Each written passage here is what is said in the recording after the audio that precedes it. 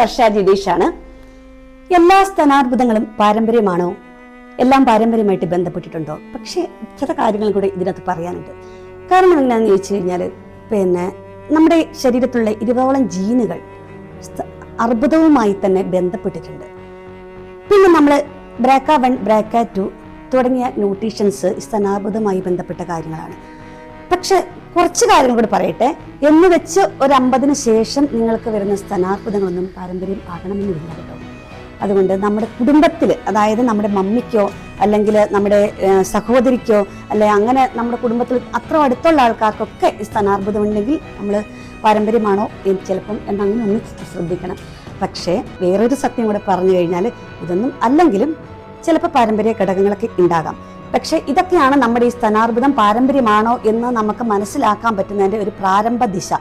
പിന്നെ ഞാൻ പറഞ്ഞല്ലോ, ചെറിയ പ്രായത്തിൽ, അതായത് ഒരു 40 തൊട്ട് അതായത് 35 തൊട്ട് ഒരു 40-നും ഇടയ്ക്കുള്ള ഒരു പ്രായത്തിൽ, ആ ഒരു ടൈമിലൊക്കെ നമുക്ക് ഇത് വരികയാണെങ്കിൽ നമുക്ക് ശരിക്കും നമ്മളിത് പാരമ്പര്യമാണോ എന്നൊക്കെ ഒന്ന് ശ്രദ്ധിച്ചു നോക്കുന്നത് നല്ലതാകട്ടെ.